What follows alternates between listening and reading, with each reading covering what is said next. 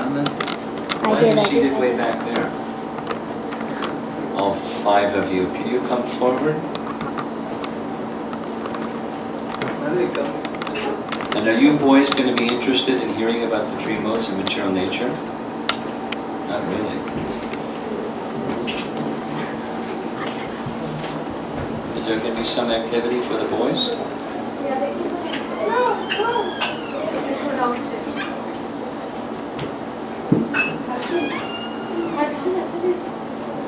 Do it gently, do it gently, do it gently.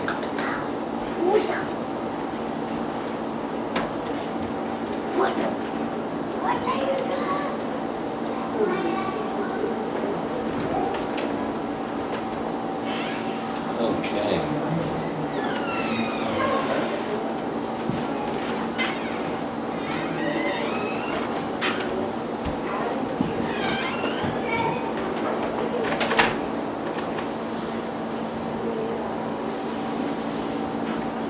More ladies than men. The men are at work, maybe? Or something.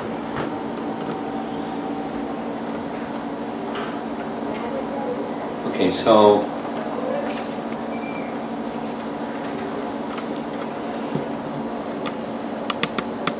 although I recognize some of you, of course, there's some of you I don't recognize. So my understanding is this is a group of somewhat newer participants in Krishna consciousness, and you've been going through the topics of Bhagavad Gita, and today's topic is the 3 modes of material nature. Did I get it right? More or less?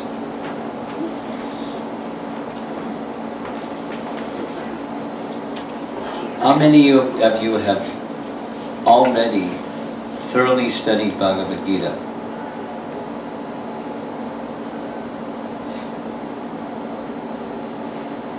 You've thoroughly studied Bhagavad Gita? Not the entire. Really? Oh, he hears a lot. Huh? He hears a lot when we.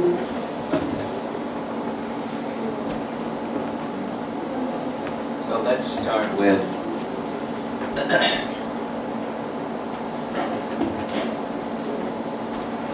a little Prabhupada story. You may know this, that when Srila Prabhupada came to America on the Jaladuta, the boat, he, I have something underneath. Yeah, he brought with him Canto 1 Srimad Bhagavatam in 3 parts, part 1, part 2, part 3. Anyone that's known Prabhupada Lilamrita or his biography knows that. He brought Canto 1 and he was planning to translate the entire Srimad Bhagavatam 12 cantos, because he translated so many other things he didn't finish. But you may not know that when he came, he also had a manuscript of Bhagavad Gita that he had been working on while he was still in Vrindavan. Complete manuscript for Bhagavad Gita. And his plan was he was going to have that manuscript published once he reached America and got something going and had some resource, so he would publish it here. Unfortunately, one day, when he was living in the Bowery, someone broke into his room, stole his little manual typewriter, you know, the one that the keys go like that. Manual typewriter, and his manuscript of Bhagavad Gita. So he had to do it again once he was here in America. So he did it again. But while he was preparing his manuscript in Vrindavan, he told this story later, a very nice story, that he was using primarily the commentary of 2 great acharyas to construct his commentary. And the two were Vishwanath Chakravarti Thakur and Baladev Vidyabhusan. Those names, if you're new, they don't mean anything to you. But they're very prominent acharyas in our line.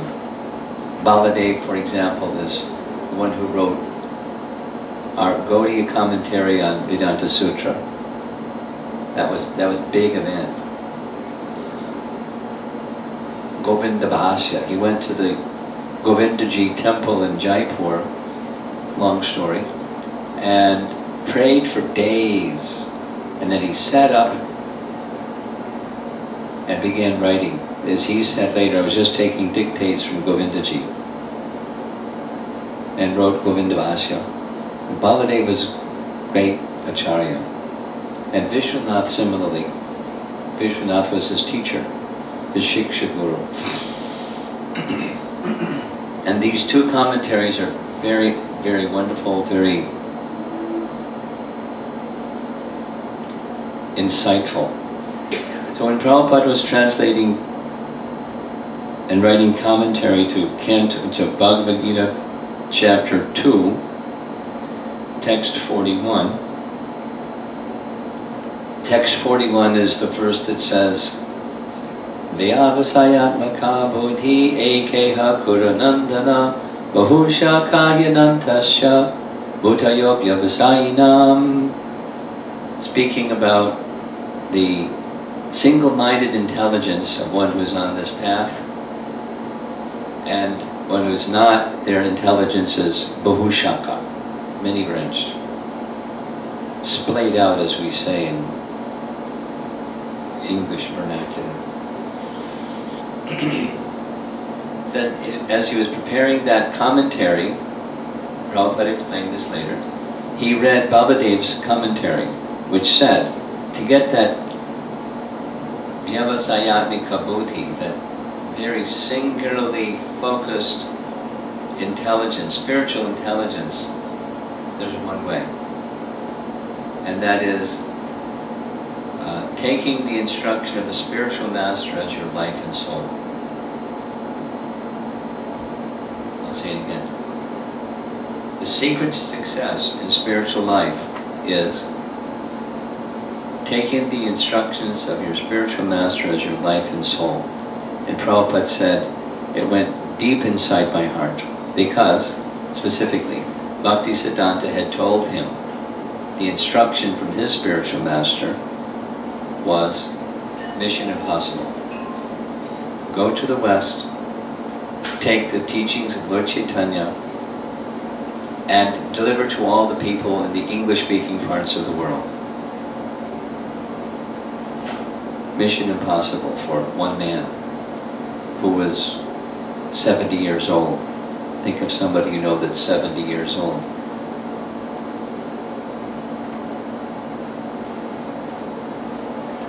This instruction, or commentary of Baladev Vidyabhusan, resulted in Prabhupada dedicating, look at the dedication page of Bhagavad Gita, it's dedicated to Baladev Vidyabhusan. Prabhupada said that message of Baladev carried me across the ocean to America to fulfill the instruction of my spiritual master as my life and soul. And so, as some acharyas will do, Baladev had this system of analyzing Bhagavad Gita as a treatise or teaching that covers 5 subjects.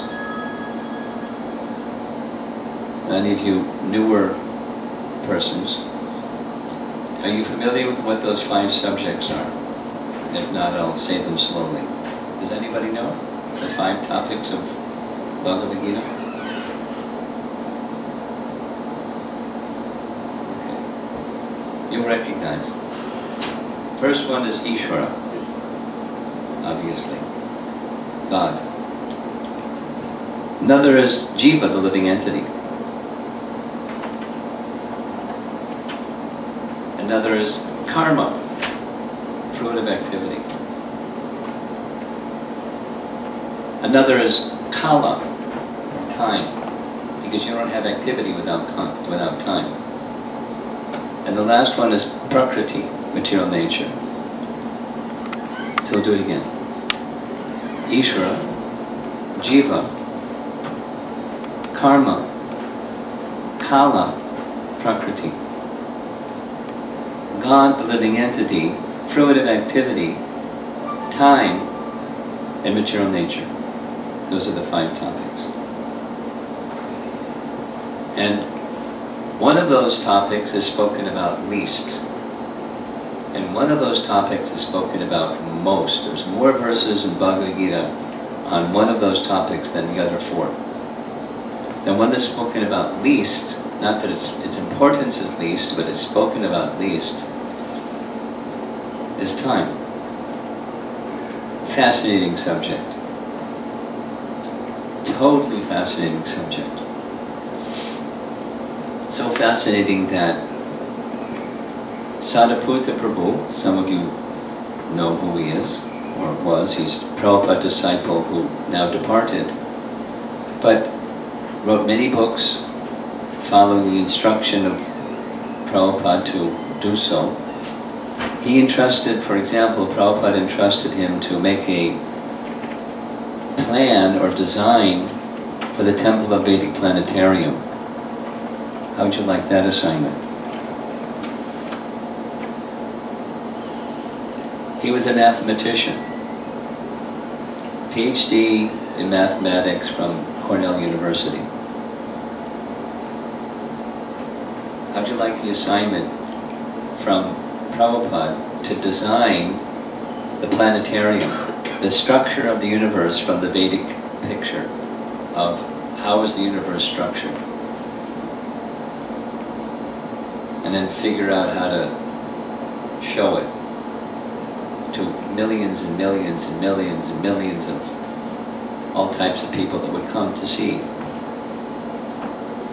Anyway, the last subject matter that Sariputta did that. He made a design for the structure of the universe for the 5th canto of Srimad Bhagavatam and the other places where Vedic cosmology are described, Mahabharata, Vishnu Purana, and other places. But the last subject matter that he wrote extensively about was about time. And it's really high. It's like, it's a fascinating subject. There's a whole chapter dedicated to time, one full chapter in Canto 3, time as the calculation of time by the atom. It says, you know, that the sun moves, the earth moves, and the sun moves. So the smallest measure of time, according to the Bhagavatam, is the time it takes for the sun to cross one atom. And then so many atoms make another measure of time, and then so many other atoms makes another measure of time, and then you get time as we know it. And then there's time in the heavenly planets, and there's other cycles of time. Anyway, time is spoken about least. It's mentioned. Kalos me, time I am, the destroyer of all things. And then there's 3 other topics that are, there's a lot of verses in Bhagavad Gita about Ishvara and Karma and Jiva. But the topic that there's most about, it's been counted by devotees that do these things. There are more verses in Bhagavad Gita about material nature, or the modes of material nature, than the other 4. It's a very big topic. And that's what I'm supposed to summarize. The big 3 modes of material nature topic.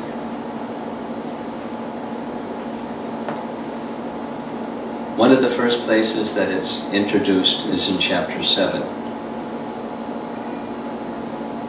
Chapter 7 is the beginning of the middle 6 chapters of Bhagavad Gita, where Krishna, in the first verse of chapter 7, says, he declares, he promises, that he is going to explain how to achieve the topmost stage of the topmost yoga system. The topmost stage of the topmost yoga system, is bhakti. It's two parts to that. One part is the mind, fixed upon Krishna, and all activities dedicated for the purpose of pleasing Krishna. And how to get there is explained in starting with chapter 7, through 12. So one of the first topics that Krishna speaks about after making such a promise is the modes of nature. And the reason he speaks about it is that's our obstacle. So there's 3 verses that bring the topic of the modes of nature up first. All states of being, material creation, all states of being, whether they be of goodness, passion, or ignorance, spring from or under the direction of my energy. Then he says, although it's under the direction of my energy, I'm the non-doer. It's mystical. He does and he doesn't do. He does through the agency of his material energy, but he personally doesn't do. It's his material energy doing his willing or his bidding. He does nothing. His material energy, his divine energy does everything.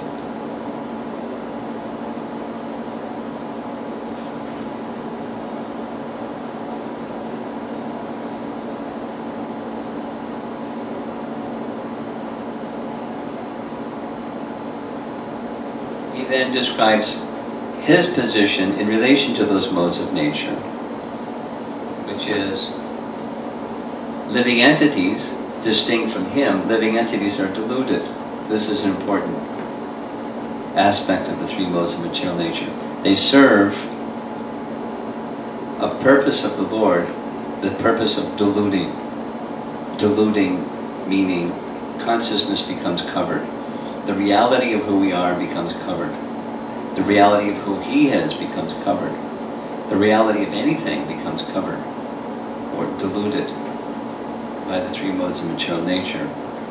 And then Krishna declares, I am not deluded by those modes of material nature. He's above those modes of material nature. They're under his direction. And he is not deluded, and he is inexhaustible. It's a nice word. Avyayam. Just like the invocation for Ishopanishad. Many of you know this one. Om Purnam Madak Purnamidam Purnat Purnam Udachyate Purnasya Purnam Adaya Purnam Eva Vashishyate. Purnam means complete. And the word Purnam is completed, is repeated a number of times to help us understand the inexhaustible completeness of the source of everything.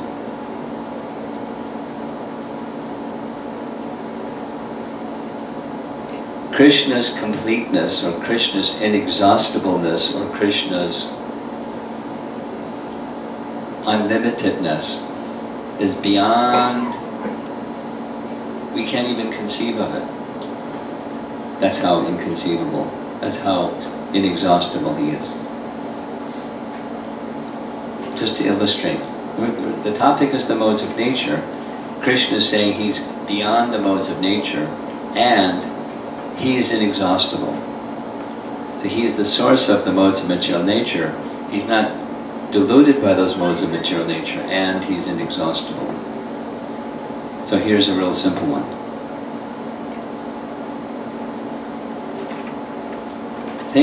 Try to think of something that's so big, big, however big you can think, and then you take away something from that big something. It's so big, it's not reduced at all.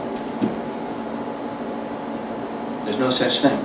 Because however big it is, you take away something, and it's reduced by something.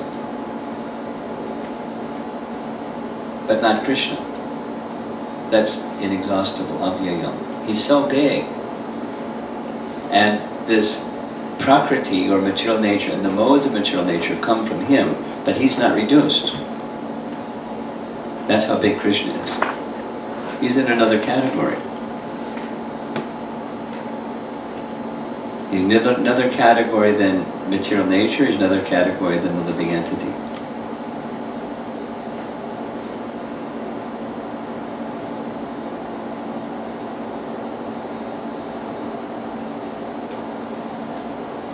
And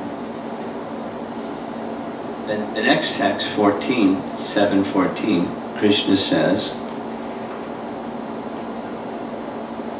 all living entities, they struggle. Not only they're deluded by the modes of nature, they struggle with the modes of nature. And the means of getting free from the struggle of material nature is to surrender to Krishna. Mam evaye prapadyante mayametam tarantite. You can easily go beyond the influence of the modes of nature by taking shelter of Krishna.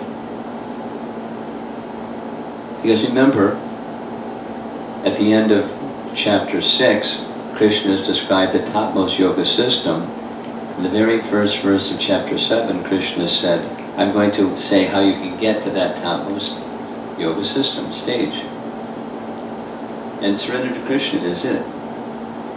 Beyond the deluding influence of prakriti.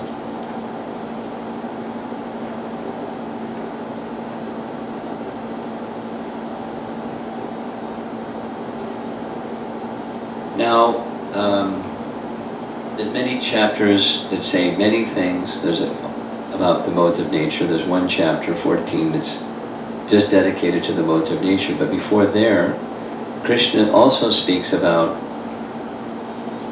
society, or the social structure that he creates. Along with creation, there's the living entities and time and karma.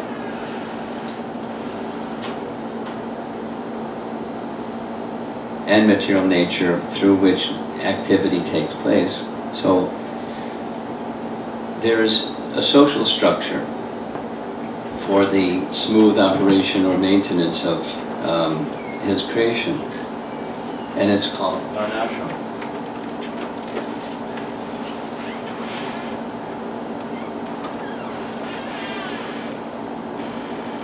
But Krishna says, a very well-known verse, Chatur means four, Chatur Varnam Maya Shrishtam Guna Karma Vibhagasham.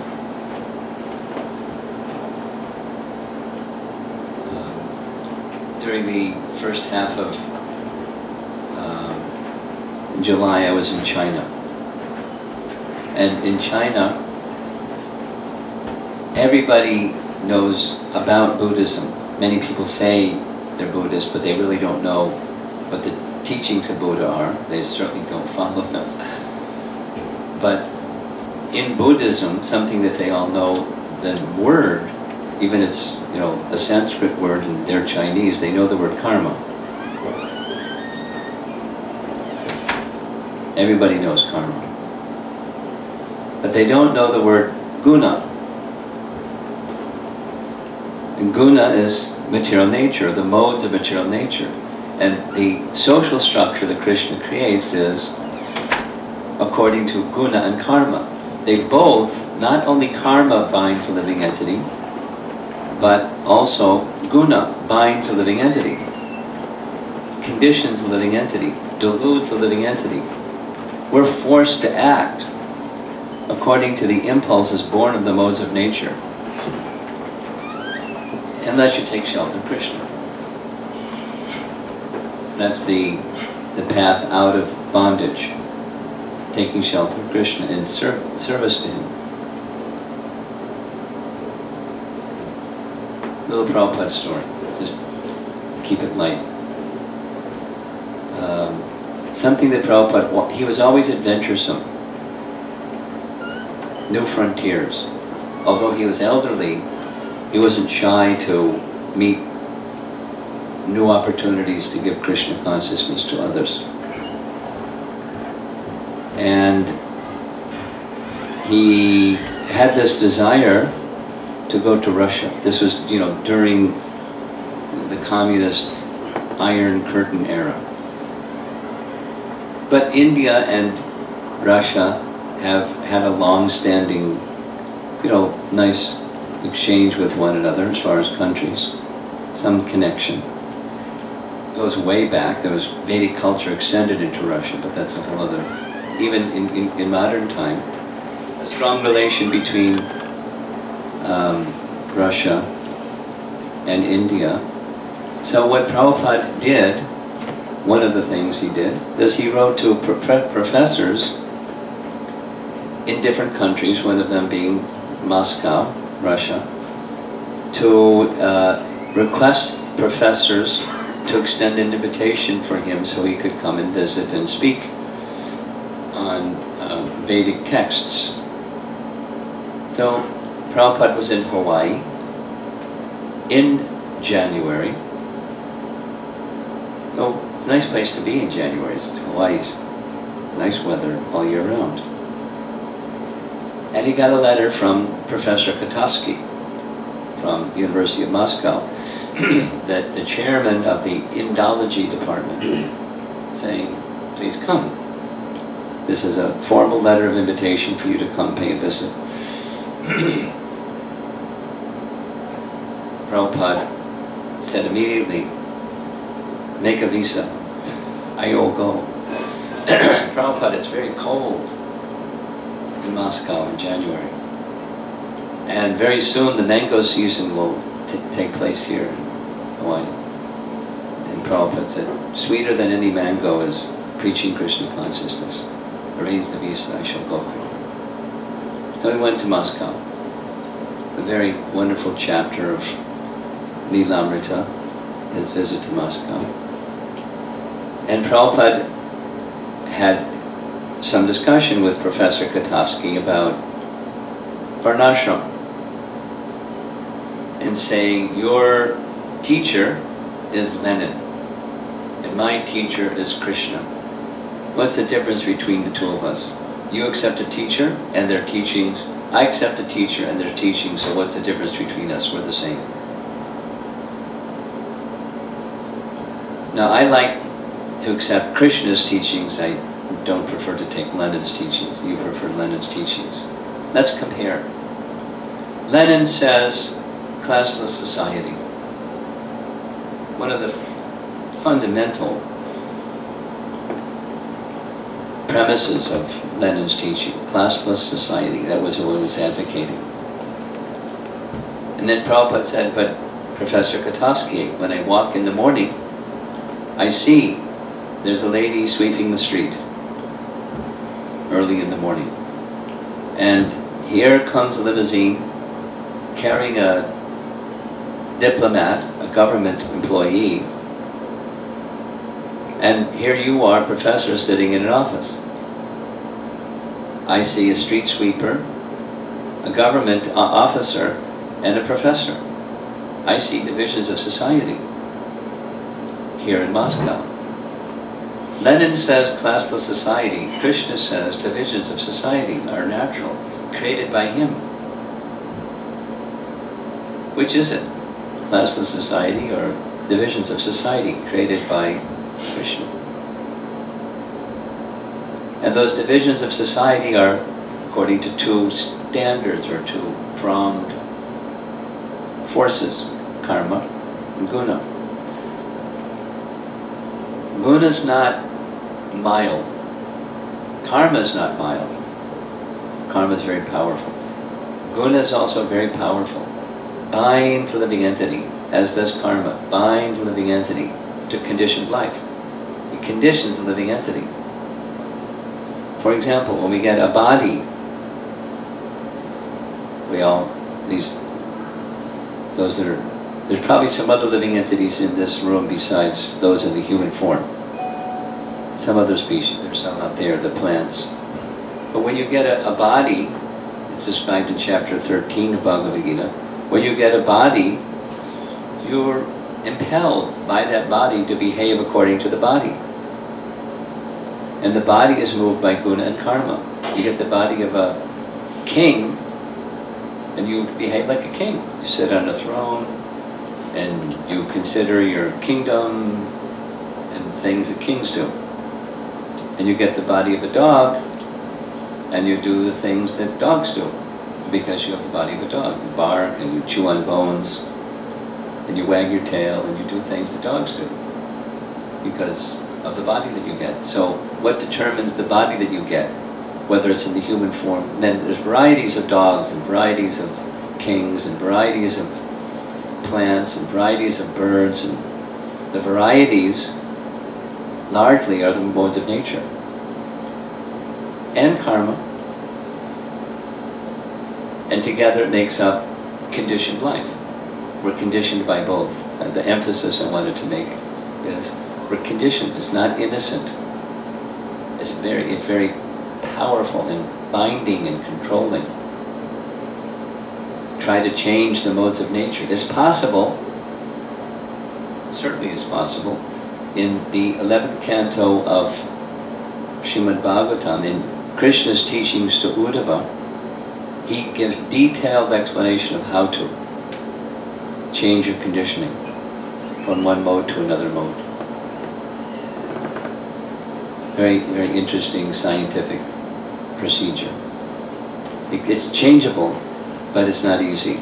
But to change it, it requires, absolutely requires, Krishna's sanction to change it. Because it's under Krishna's direction. Maya jakshena prakriti. Suyate sacharacharam. All the chara and achara, the moving and the non-moving living entities, they're under Krishna's direction. They're under the direction of material nature, which is under Krishna's direction. So you can't change your nature unless Krishna sanctions it.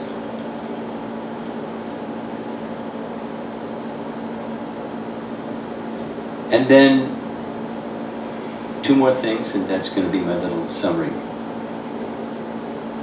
There's long passages in different parts of Bhagavad Gita. Chapter 17 is one of them, where different aspects of our conditioned life, food in the mode of goodness, happiness in the mode of goodness, knowledge in the mode of goodness, features of the modes of nature, the features of life, molded by or influenced by or conditioned by, directed by the modes of nature.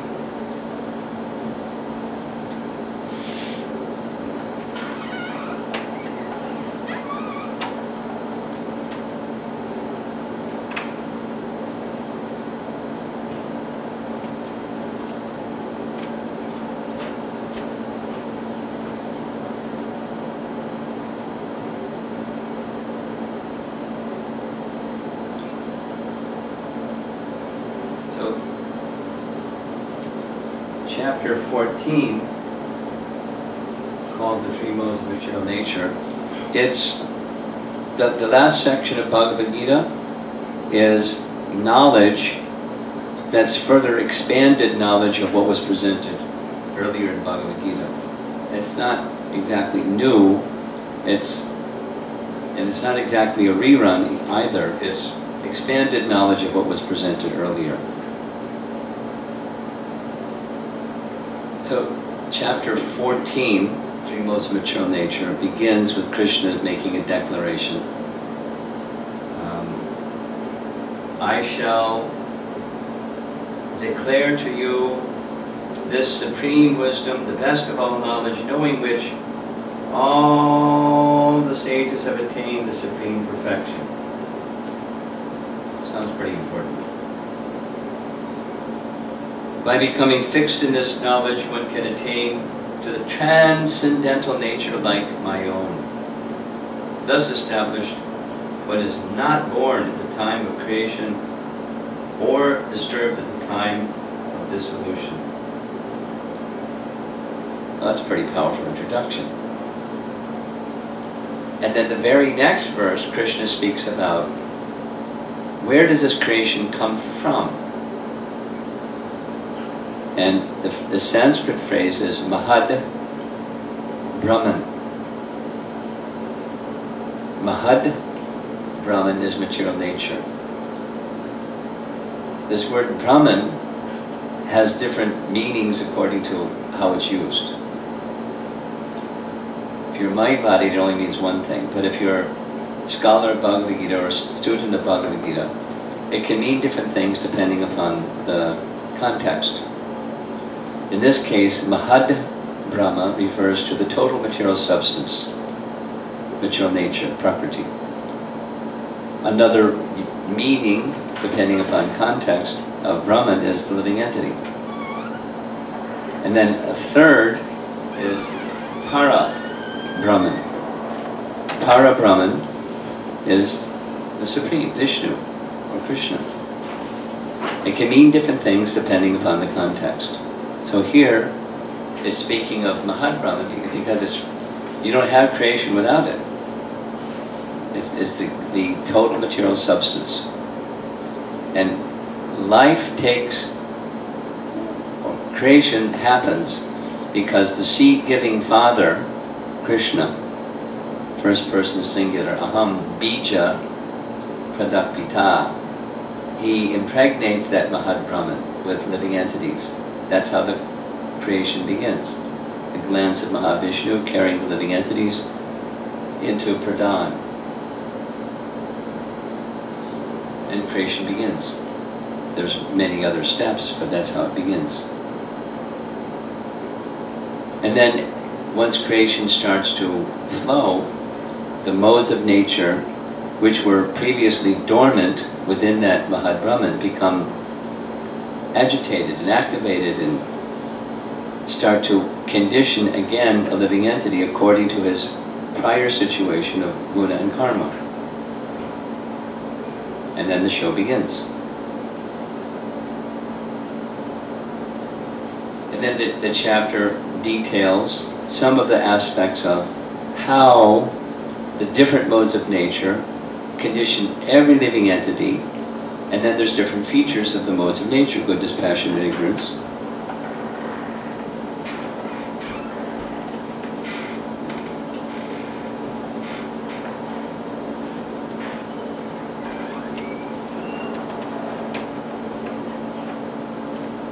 There's different features of the modes of nature, and then happiness, knowledge, and so forth and so on, according to the modes of nature.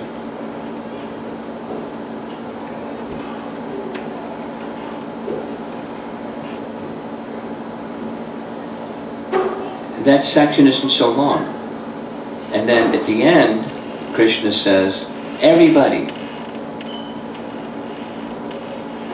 is conditioned, except there are some that are not. Very rare. So a natural question is, wow. Three things. What are the symptoms of one who's not? What's the behavior or activity of someone who's not? And how do you get there? Good questions. Symptoms of a liberated soul, perfected soul, because remember at the end of chapter 6, Krishna has described the topmost yoga system. At the beginning of 7, Krishna is saying, I'm going to describe to you how. So here at the end of chapter 14 comes the how question. He's already given it in chapter 7. Those who take shelter of me can cross beyond the conditioning influence. So here it's again, how do you achieve the stage of perfection? The stage of perfection comes by taking full shelter of the personality of Godhead. Mam chayo vyabhicharena bhakti yogena sevate sarvanan samati jaitan brahmaboyaya bhavate.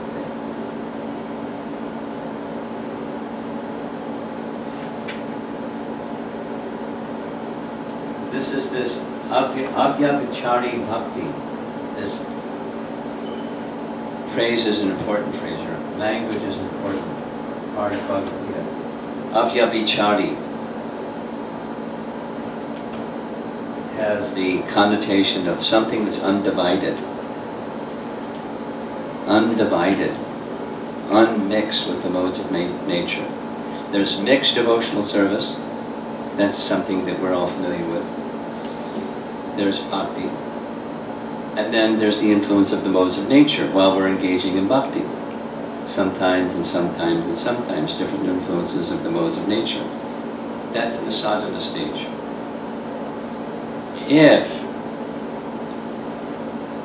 it's a big if we can execute bhakti flawlessly, come to the stage where undivided bhakti, avyavichari bhakti, then we acquire a nature that's like Krishna's. Actually, it is our nature to be like Krishna in quality. But we're covered by guna and karma. So how to become free from guna and karma? By full, undivided devotion to the personality of Godhead. When at once, Krishna says, at once, crosses beyond that influence. At once.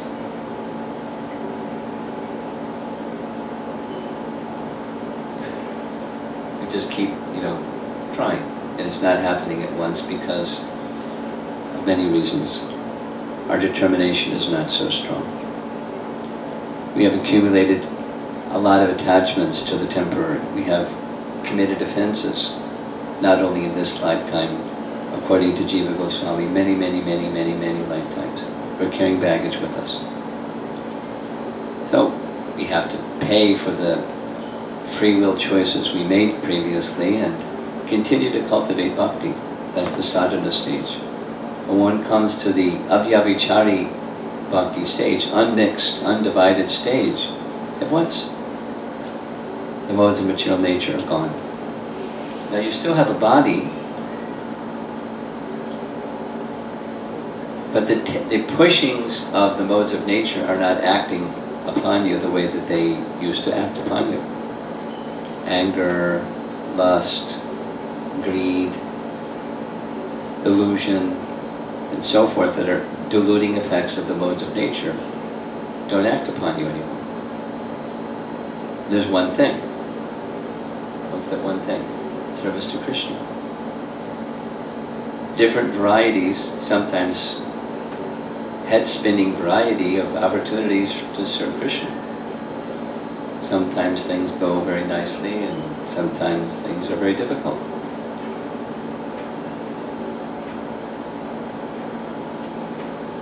Varieties of service to Krishna opportunity, and one who's this vyavasayatmika buddhi that says one thing, how to please Krishna. And Krishna gives the intelligence, how to please him. For those who are undiluted. Then in this lifetime, that's the lifestyle, and after this lifetime, no more material body. No more guna and karma remaining, and so no more material body. You go back to Godhead.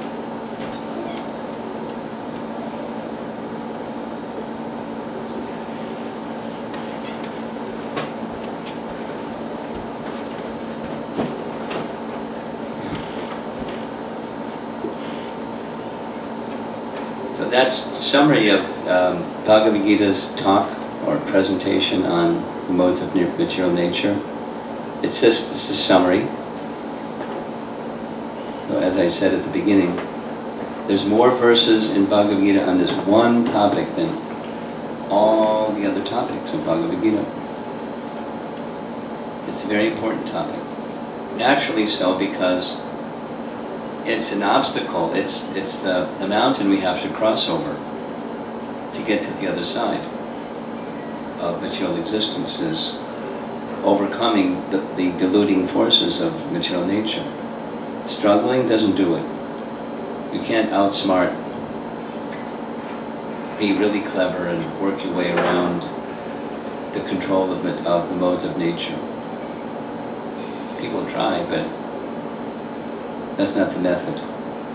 The method of transcendence the method of transcendence is you have to know what the modes of nature are, and you have to selectively say no, even they're acting upon you. Anger is acting, lust is acting, greed is acting, something is pushing.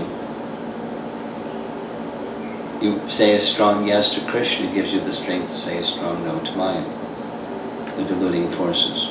You're lifted by the power of bhakti above that conditioning influence, not by struggle, but by taking shelter of Krishna.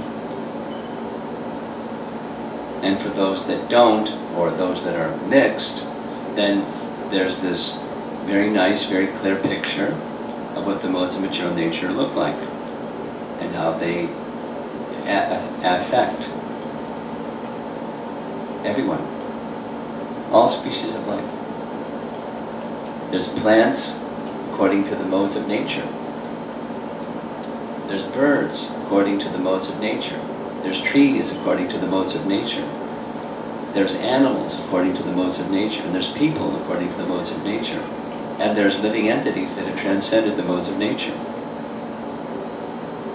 Bhagavad Gita is a map how to get to that place, beyond the modes of material nature.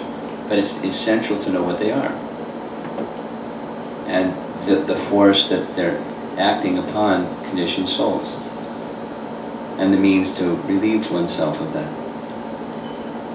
and assist others in the same exercise, same journey.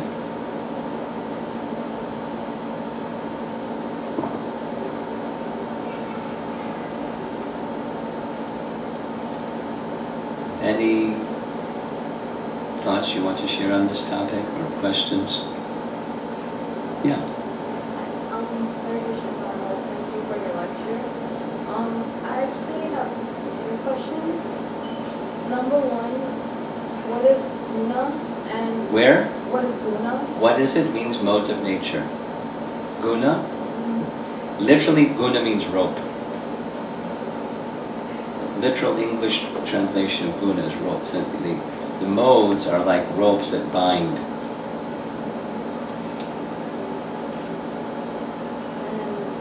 My second question is, you said that one can't change their own nature if Krishna doesn't sanction it. What does that mean? I said, I'll repeat her question. I said that one cannot change their own nature unless Krishna sanctions it. What does it mean?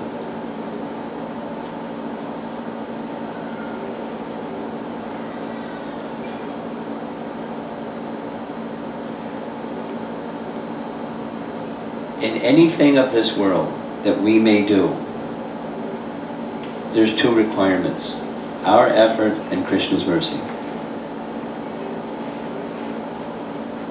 We don't just wait for Krishna's mercy. We make effort. But without Krishna's mercy, our effort isn't going to be crowned with anything.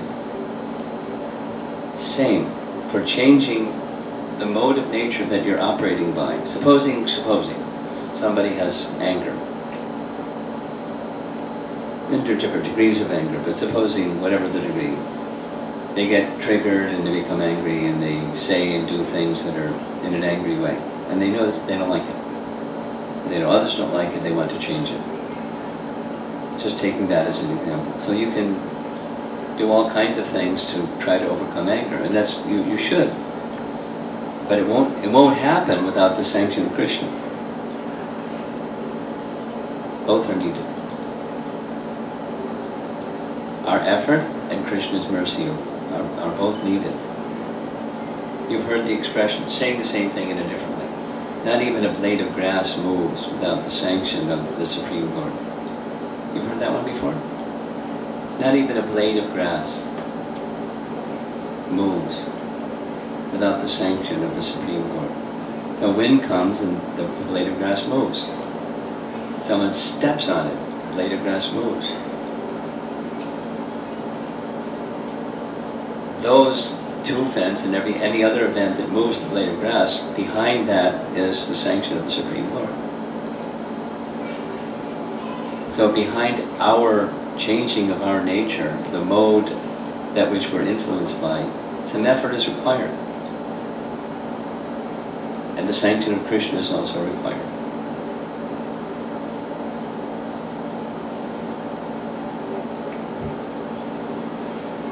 Yes? Thank you very much. Maharaj, I have 2 questions. 2 questions. I'll repeat his questions because his voice is soft. Maharaj, by practicing the Krishna consciousness, sometimes it is very difficult to recognize whether I am doing in the mode of passion or beyond the 3 modes. Well, did you hear his question? Should I repeat the question? Sometimes I can't. How do I discern whether when I'm doing something it's arising from the mode of passion or it's beyond the modes of nature? Because passion stirs activity. So how do I know whether I'm doing something stirred by or impelled by the mode of passion or beyond the modes of nature? It's a safe assumption that there's a mix.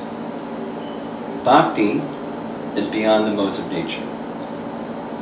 And in each of us, we wouldn't be here if there's some bhakti, so there must be. There's some bhakti is inspiring us to do what we do. And each of us, in different ways, are influenced by the modes of nature. And so, it's a mix. It's a safe assumption. It's a mix. If you want to know, it's a mix.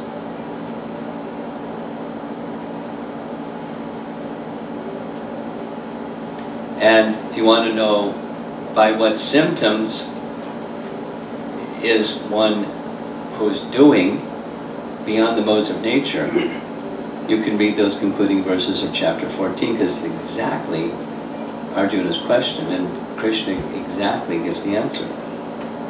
So when those symptoms, there's 2, the symptoms and the behavior of one who's beyond the modes of nature. Chapter 14, texts 24-25.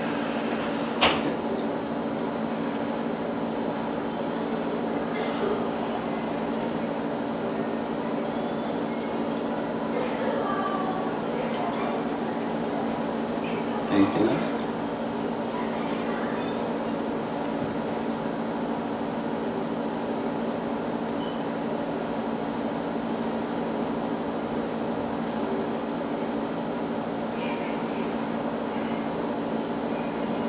Yes?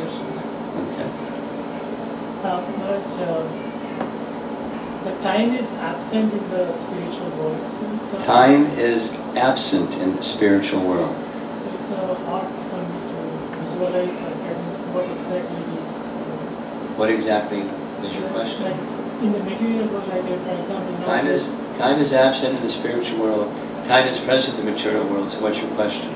So here it is like now 12:14, so after sometimes 12:15. So it is not same like there, but it is what is exactly means. What's exactly? The time is absent in the spiritual world. What? Time as we know it is absent. Time as we know it is conspicuous by its absence. So what is it that your question is? How does it work? The question is when I compare the here in material nature, like now the time is, for example, 12 o'clock. I got that part. What do you want to know about the spiritual world? Please be clear what your question is. The question is, the point is... How does it work in the spiritual world compared to here? Is that your question? The time is absent, so how we can understand... It's not time is absent. I'll correct you another time. Time is eternal. Time as we know it is absent. Time as we know it is 12:15, 12:14, 12:20, and time keeps moving and changing and changing. And time here moves matter. We couldn't pick up the harmonium and carry it to the other side of the room without time. We need time. We need other things. There's 5 factors to action. One of them is time. Without time, things don't happen. Time as we know it is is absent in the spiritual world. How is time present in the spiritual world? Maybe that's what your question is. Time is eternal in the spiritual world. And therefore we say Nitya Lila. Eternal pastimes. Now what's an eternal pastime? Jiva Goswami explains like this. Although time is eternal, there's, by the influence of Yoga Maya, there's the appearance of passage of time, but nothing is destroyed, because here time destroys. You know, the harmonium is here, but before it was a tree and some other things. And now it's a harmonium, later it's going to be ashes after passage of time. In the spiritual world, time doesn't deteriorate anything. Nobody gets old, nobody dies, and there's activity that's not influenced by time. Although Jiva Goswami explains that the Yogamaya potency gives one the sense of passage of time.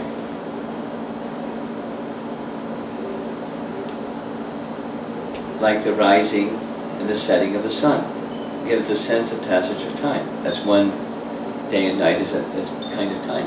But we know from Bhagavad Gita, Krishna says, in the spiritual world there's no need of sunlight, moonlight, or electricity. But in the spiritual world there's a sun and there's a moon. And there's a rising and setting of both. But it's not through time as we know it, it's eternal time, it's mystical. Where, for example, in the spiritual world, the moon is always a full moon.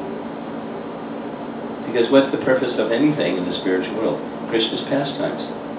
So full moon enhances Krishna's pastimes, so it's always a full moon.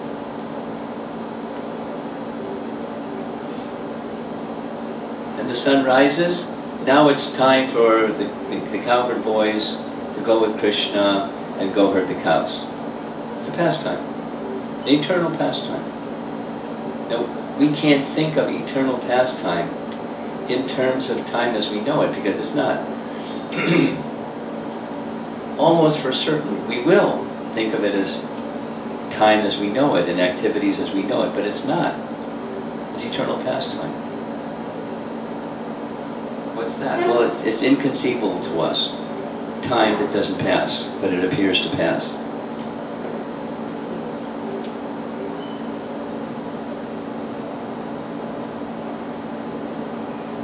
Everything that we know, we'll say the same thing again in a different way. Everything that we know has a beginning, a middle, and an end. It starts, goes on for some time, and it's over. That's time as we know it. The spiritual world is not like that. It's your eternal pastime. Although it appears to begin and end, and have a middle part. Think of any of the pastimes that you know. Krishna's lifting Govardhan Hill. There's a nice pastime. It takes time, as we know it, for it to pass. But Krishna's pastime of lifting Govardhan Hill is going on eternally, in some universe. Krishna's Janma is going on somewhere in some universe. Krishna's everything is going on, it's eternal pastime. And then it comes, and then it disappears and goes to some other universe. You follow? Now, that's notional and conceptual. That's beyond the mind to encompass. Just like the inexhaustible nature of Krishna, you can't think of something that's so big that you take something away from it and it remains equally big. It's notional. That's how big Krishna is. And time is like that too. Eternal time is like that. There's no time as we know it. But there's time, eternal time. Actually, time is eternal. Kala is eternal. But for the purpose of creation, an expansion of time, a Mayic time, and less than the fullness of eternal time, is released at the time of Mahavishnu's glance by Ramadevi, the internal potency of Mahavishnu. Time energy in this past, present, and future sense that we know accompanies the glance and the living entities. Time and the living entities, both, because you can't have activity without time. Activity as we know it.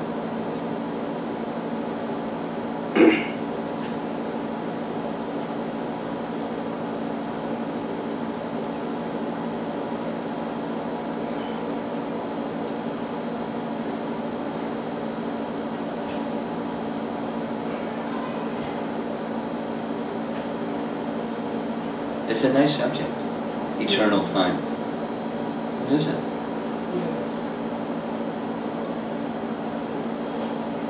The passage of time on the lower planets, moments are like a whole lifetime. Here, a whole lifetime is a flash compared to the heavenly planets.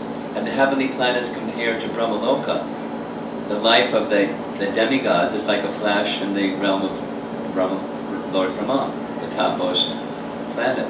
But even that, true pararthas, makes the life of Brahma, and the creation is over. And then for equal duration, there's annihilation. So we're getting closer and closer and closer to eternal time, and then there's the spiritual world where time is eternal.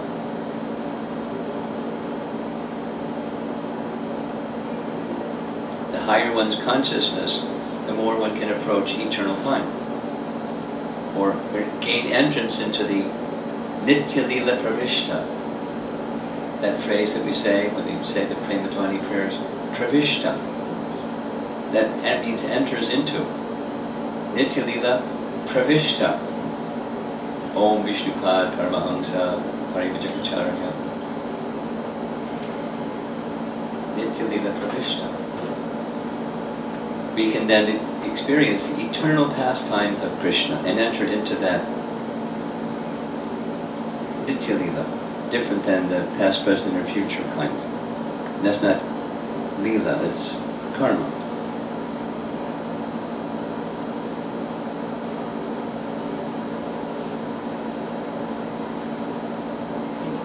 It's a fascinating subject.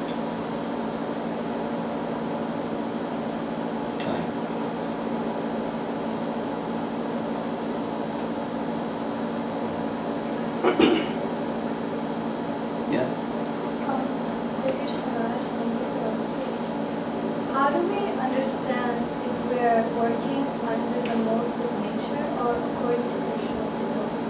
This is kind of like his question, isn't it? And my answer was mixed. And the symptoms of one who's unmixed, chapter 14, text 24-25. By symptoms we can know something. There's a grain of salt and there's a grain of sugar. How do I know? Taste. Then this one's salt and that one's sugar. By taste. They're symptoms. You know, you probably could refine it by saying, you know, that under a microscope a crystal of salt looks like this and a crystal of sugar looks like that. So but there's symptoms by which one can know activity that's not mixed with the modes of nature. And we're striving for that. We're not just striving for the symptoms, we're striving for the position of being Abhyavichari Bhakti, undivided devotion. Not just busy, busy, busy. That could also be passion mixed with devotion, or devotion mixed with passion. But where the devotion is undivided, the purpose of pleasing Krishna is the only thing.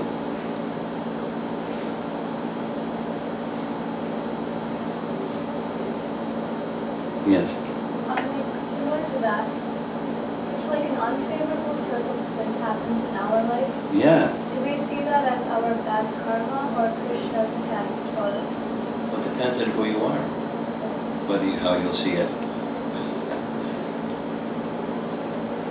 From the position of unmixed devotion, it's only one thing. It's, you know, Krishna's kindness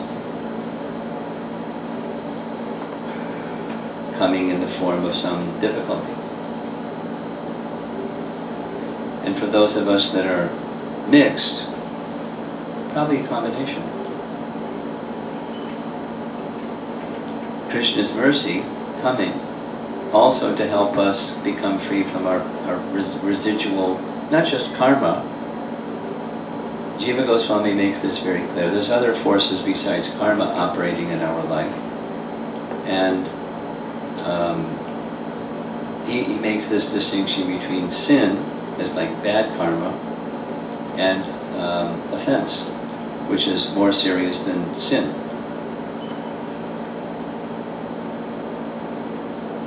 More serious in the sense it's more difficult to overcome it.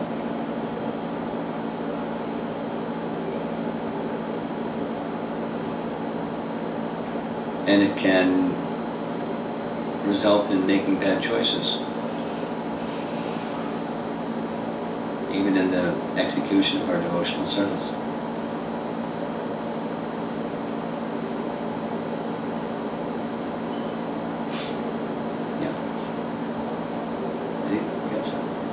Hare Krishna Maharaj.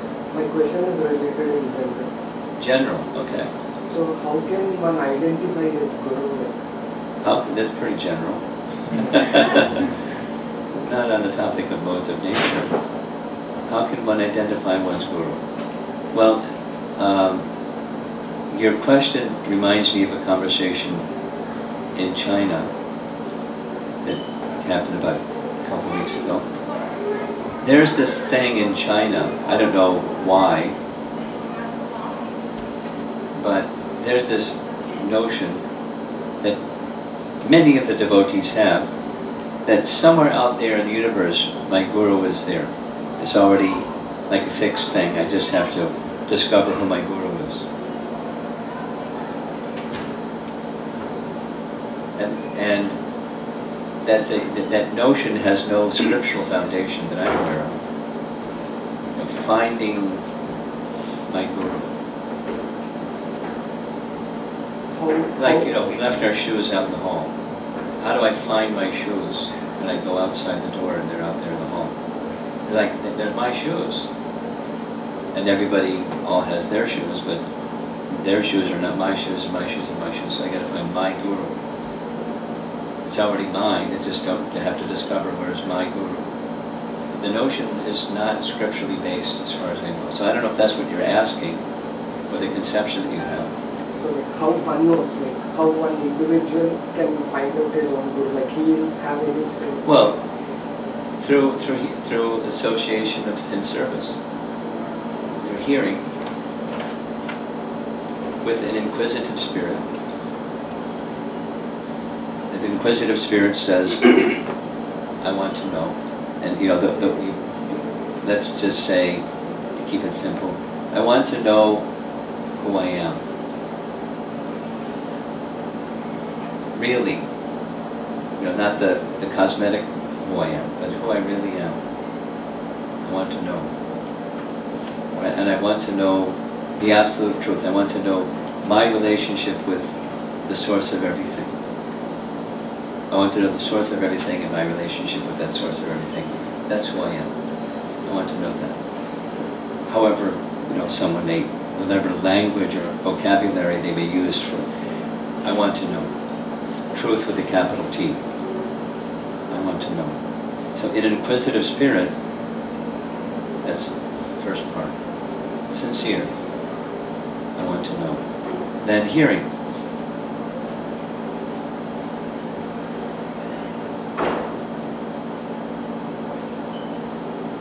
And there's many sources to hear from.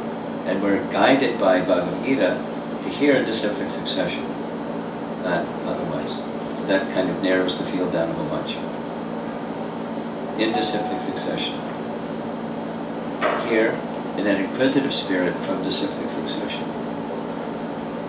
So now, then, let's just take, you know, now we're narrowed it down to disciplic succession from the line of Chaitanya Mahaprabhu, following our founder, Acharya Srila Prabhupada. The field just narrowed a whole bunch. Because, you know, other possibilities are out there in the universe of possibilities. But within ISKCON, it's that same inquisitive spirit. I want to know. I genuinely want to know. And I'd like to hear. And I should wanting to hear, I should carefully read Prabhupada's books, because that's the gold standard. And then, hearing Prabhupada's books, then I need a present person who can transmit those teachings transparently. So I need to know teachings. I mean, not like A to Z, but I have to have some familiarity with the teachings. And then I hear from different speakers of message of Krishna consciousness. And where is their fidelity? High fidelity. High five. Between the founder Acharya's teachings and the message that I'm hearing. And I see the person who is saying that hi-fi message lives by it. They don't say one thing and do another thing. That's duplicity. They say and they do. In fact, they teach by example, and they teach by precept as well. Now there's a person, if those two conditions are in place, that person is going to Krishna. And if I take shelter of that person who's going to Krishna, I'll go to Krishna.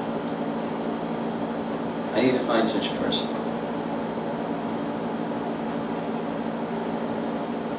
That's personal. I apologize for bristling a little bit for my guru. Not that it's meant to, not with the purpose of depersonalizing the inquiry, but with the dismissing of the idea that somewhere out there in the universe is my guru, and I just have to find my guru. But you're not saying that. So that the personal relationship is, here's a person who is accessible, hi-fi, message of our founder Acharya, which is fidelity completely with the previous Acharyas. And here's a present teacher by example and by precept that's in fidelity and their actions are the same and they're accessible.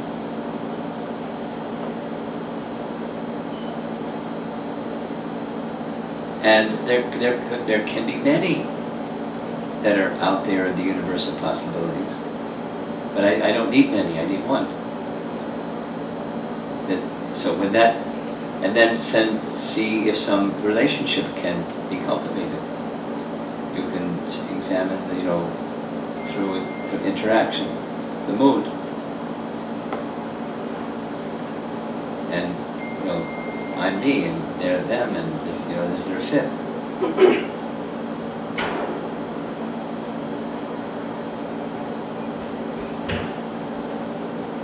And then as that relationship becomes cultivated, then one feels comfortable. There's a place of shelter. Now, a wonderful thing in ISKCON, there are many places of shelter, so that's not a bad thing, that's a good thing.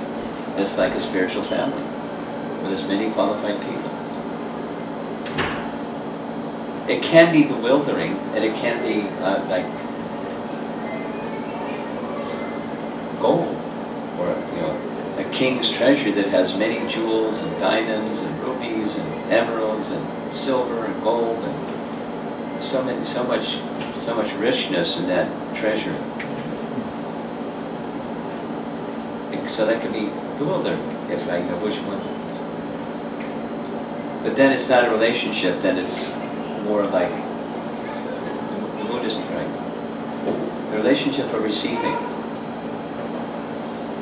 Where is the mercy of Krishna coming? How do I feel the mercy of Krishna coming through this relationship? It starts with hearing. Well, it's even before the hearing is an inquisitive spirit. Jigyasu.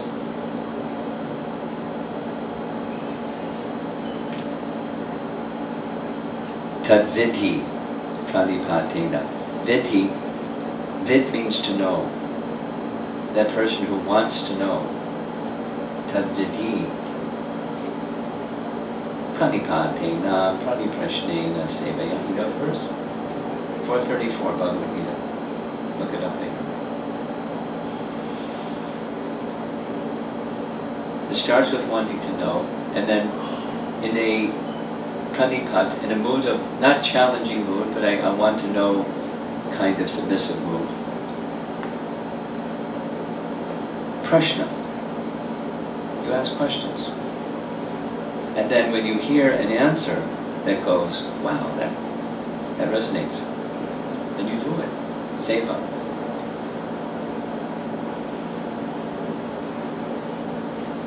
And something happens with that combination. Light goes on. Realization. I'm feeling a connection with Krishna here.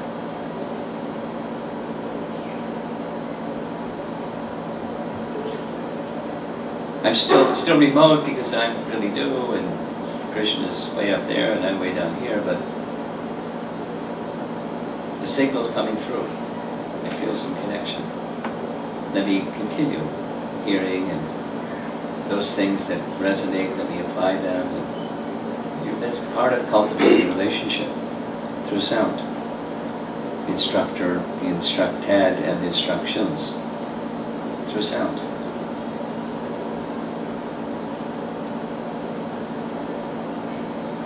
Like Narada, Canto 1, Srimad Bhagavatam, Chapter 6. Narada describes his previous life to Vyasa, his disciple. In his previous life, he was a nobody. The son of a maidservant who didn't even know his father, living off somewhere. Literally an insignificant nobody. But because he heard from these saintly men, the Bhaktivedantas, and served them, they saw his gentle nature, and they started loading him up with, nice instruction and mantra and process, and he followed everything and became illumined. Even within the short 4 months of the rainy season when they were with him, because he was eager to know, eager to receive. So he received everything he needed to achieve perfection, and he did. They were guru, and he wasn't. Where's my guru? It just, he had the right quality, and he heard in the right mood, and they were qualified men. And so the transmission of transcendence took place.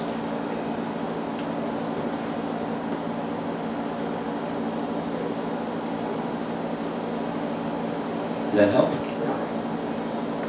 Yes? Hare Krishna Maharaj, thank you for the class. My question is, how the living entities other than human beings created? How living entities other than human beings are created? Right. Is it Prajapatis or? Yes, through the Prajapatis. But how? How? Well, I had this nice discussion with Dhruta Karma. Because, the simple answer is, well, the Prajapatis, they are empowered to create praja other than human praja, although they're human. And one notion that floats around sometimes is they have a big gene pool. And Dhruta Karma says, I have no scriptural evidence of statement that the Prajapatis have a big gene pool and therefore they can create species other than humans. And he has a whole other explanation in his book, Human Devolution. Because, from Brahma to the Prajapatis, and then mankind, and then, other species. So you can read his book to get like a comprehensive picture, but largely, in simple terms, it's empowerment. That's too simplistic. I need a little more information, please, besides empowerment. Human devolution.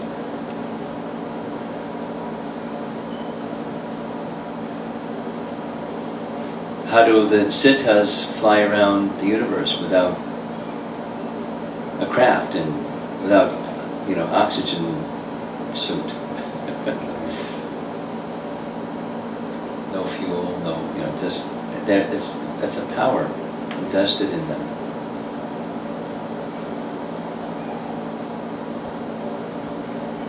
Species are propagated by an empowerment. One man and his wife cannot bear a child unless empowered to do so. The physiology might be there, but it's not going to happen unless there's sanction of the Supreme Lord. And so there's sanction of the Supreme Lord for higher powers to do things that we don't have a clue how to do. Inconceivable.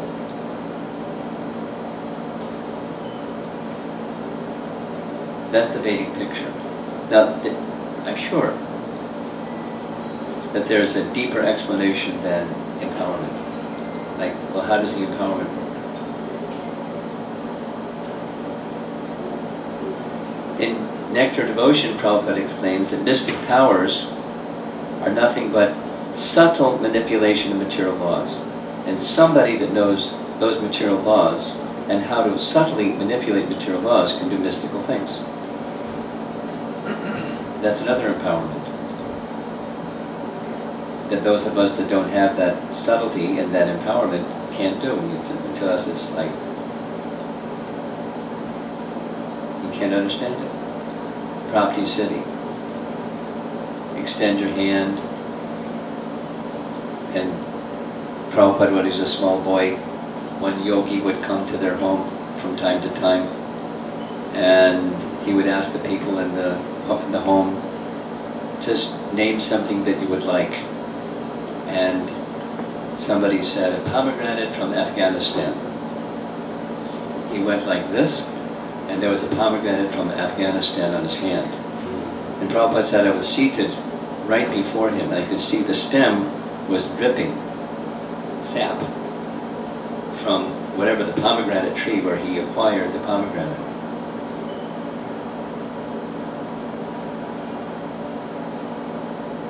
Now, some people have such powers.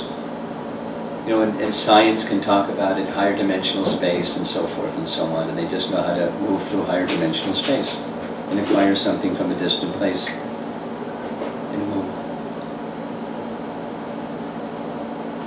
So similarly, Prajapatis have that empowerment. It's for the purpose of the service to the Supreme Lord, they can do things we can't do.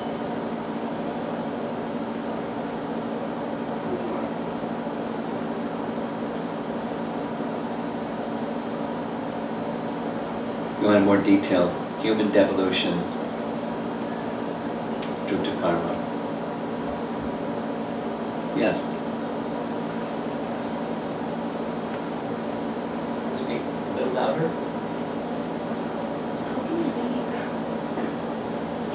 How can you give support to somebody? How can you do what? How can you give support to somebody? How can you give support to somebody who's going through trauma? who's going through trauma The same time which you've already been. the same time that you... The same kind which you've already been through. So when The same kind that you've already been through. So when you're trying to support, those memories come back and it's painful. So When you try to support someone who's going through a trauma that you've already been through, the memories of your own trauma come back. Well, I would suggest that those of you that are interested in this type of subject attend a seminar that Ishwara Prabhu is going to be giving in central New Jersey on the 3rd weekend of September. Ishwara Prabhu is created a seminar called Vaishnava Life Counseling, and helping people through trauma situations is something that's kind of like in the 301 level. It's not a 101 or 201, it's very advanced. And he'll probably recommend best if you don't enter into that territory unless you're trained and qualified, but rather someone who is trained and qualified can help that someone. But just a little background. The 3rd weekend of September, here in central New Jersey, Ikshvaku Prabhu from Australia, I believe, is going to be coming. He has a degree in social work for about a decade or something like that, some number of years. He worked for the Australian government in caring for others. I forget exactly the title of service that he did. And then he became the president or in charge of some center in Australia. So he's had in ISKCON, outside of ISKCON, academic training and professional experience in this field, and he just took the concepts and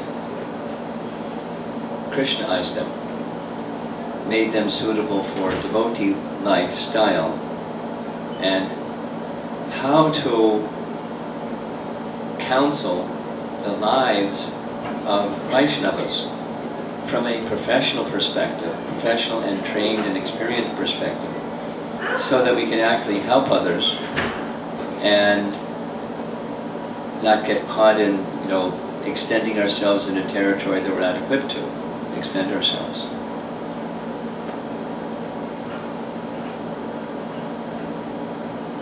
So I would, I'm not a professional, but I would say, just from my unprofessional experience, if you find there's something like what you just described, you're trying to help somebody who's passing through a difficult time or trauma, which you have also passed through, and as you do so, all of those memories of your past trauma flood your mind, you should step back and invite another person who is trained and professional to help that person. This person is a family. Huh? This person is a family member. The person is a family member. I would, same. If we're not equipped, caring is one thing. Attached caring is unwholesome. Detached caring is wholesome.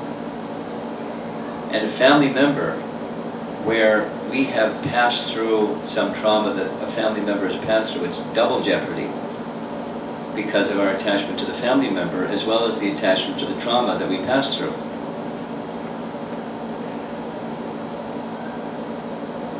It's like sometimes devotees go to Jagannath Puri, and universally those that go to Jagannath Puri are advised, watch out for the undertow. The undertow is the waves come in at a certain, there's tide comes in and tide comes out. And if you don't know what you're doing, you can drown in the holy dham of Jagannath Puri. From the undertow, the water comes in and you're just splashing around towards the shore of the ocean. If you go out too far, the undertow will carry you out and you're finished, however good a swimmer you are. So be careful when you go to Jagannath Puri or a place where it's known that there's a strong undertow. Same. Doesn't mean don't go in the water. Just be very cautious about how far you go into the water. During certain times of the day, there's a very strong undertow that'll carry you and you won't be able to get back. And people die. Because however strong they swim, the undertow is carrying them further out, further out, further out. This happened recently with an elephant. The undertow carried out an elephant some distance out into the ocean. I don't know if it was in Puri, but somewhere. And then some rescuers came and rescued the elephant. Anyway, it can be very serious to enter into a family member that's undergoing a trauma that you went through. Sounds to me like help that person find a professional. And if they don't want to take professional help, don't go rushing in.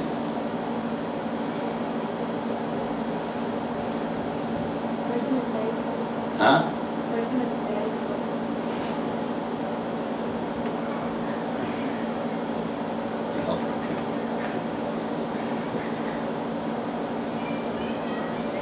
We wouldn't want to see you drown. Watch out for the undertow.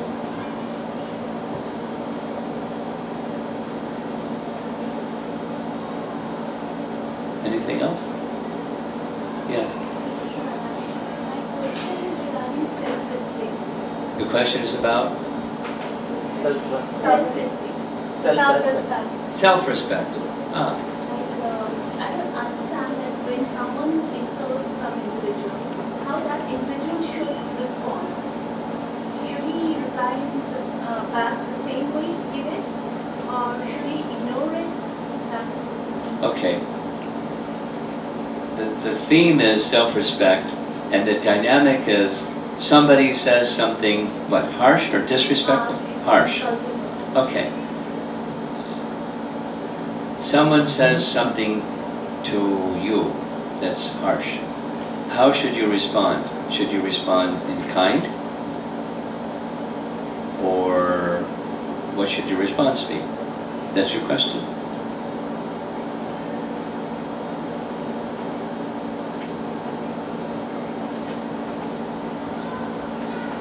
Depends on how strong your bhakti is.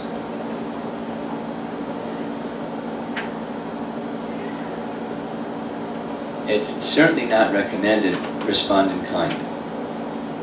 That's, you then become implicated in karma, or the flow of the modes of nature and karma.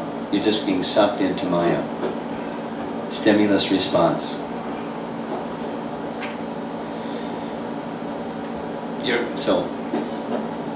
You're on the path of cultivating devotion to Krishna. Let's just say you're a little bit in the newer stage of cultivating your relationship with Krishna. Just, I don't know, just say like that. Now what do? Someone says something harsh. My recommendation is, first of all, pause. Go into the mode of goodness space. Don't react right away. If you practice this, it can happen very quickly. But if you're not practiced at it, it may take a while because there's no path to move on yet. You have to practice it. You go into a reflective space, mode of goodness space, and you consider, what's happening here?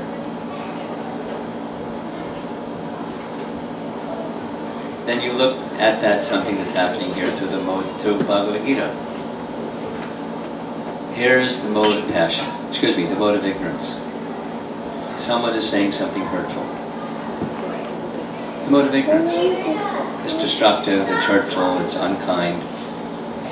This is the mode of ignorance. And now it's coming to me. So what do I understand about that? This other question. Is it due to maybe it's due to my past karma? Who knows what harsh thing I said or did to others in this life or previous lives that's bringing this kind of reaction to me. Then another is how much pain that other person is undergoing to do or say something that's like that, harsh. They must be enduring some kind of pain. That's the place from which the harsh speech or behavior is coming. Compassion. So those are just reflective things so far. You haven't done anything yet.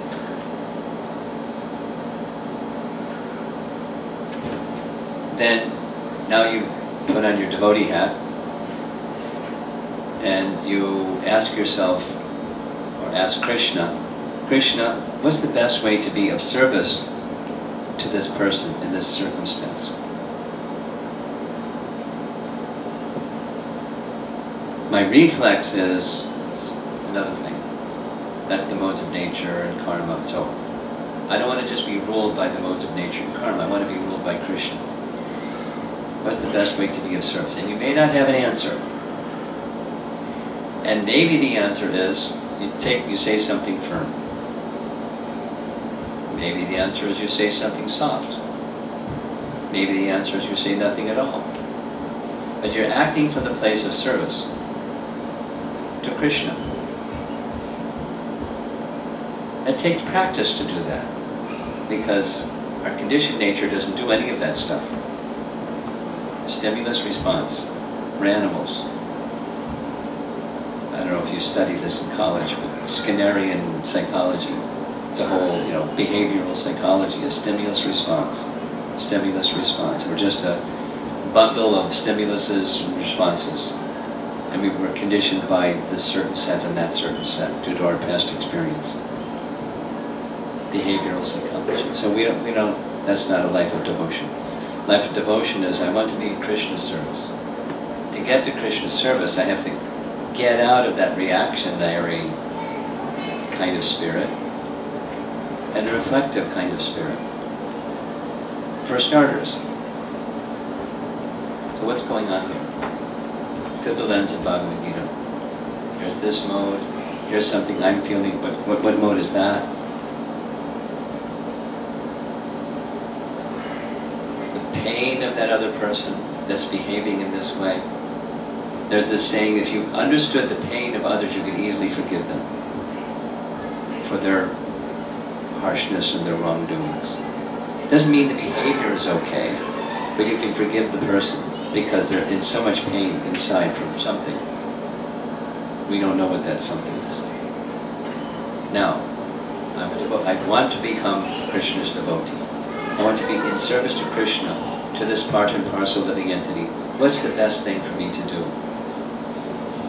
And you practice like that, and little lights will start to go on of options other than you never would have thought for if you didn't ask the question in the mood of trying to serve Krishna.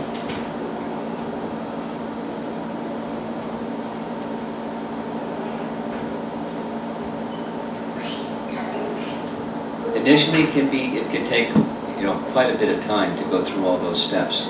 Then you practice it, and it happens very quickly. Just like when you're driving your car, and here comes another car. The experienced driver knows exactly what to do. They don't even have to think about it. They know what to do. Defensive driving. So by practice, what I just described, it becomes second nature. We're cultivating Krishna consciousness in a life that's got all kinds of duality going on. Sometimes it's the opposite. Sometimes, exactly as Krishna says in chapter 2, sometimes people will honor you. And there's no reason at all that they're honoring you. But they're honoring you. And sometimes persons are dishonoring you, and there's no reason at all that they're dishonoring you.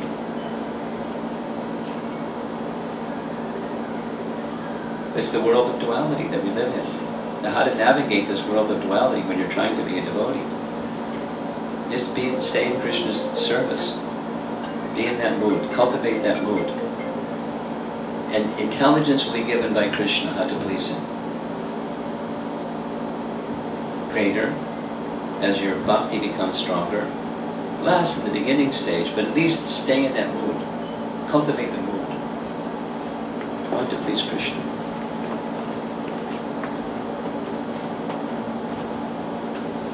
Right in the moment, I don't know how. But I want to stay in that mood if I want to please Krishna.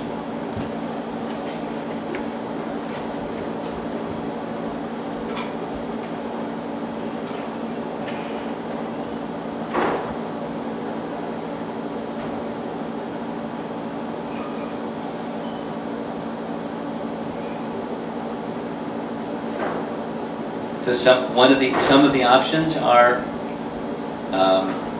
if it's a one-time deal that someone speaks something harshly, you can easily just ignore it. Who knows what they're going through?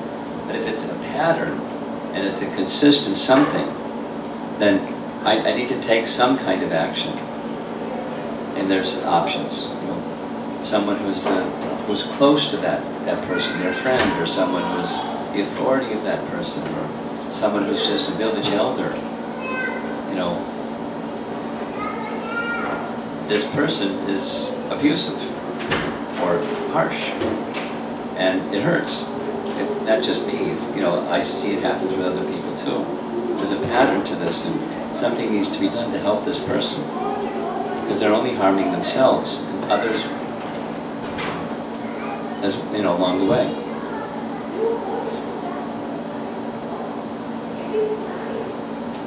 And don't expect some immediate, okay, I'm going to go put out the fire.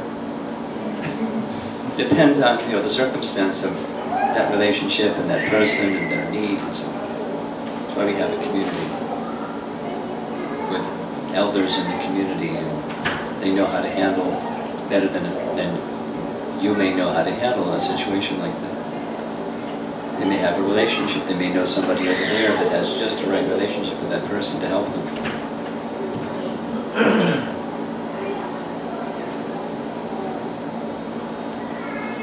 Okay, I think I've gone to him. It's already 1 o'clock. Srila Prabhupada ki jai. Sorry, Miss Thomas Maharaj ki jai.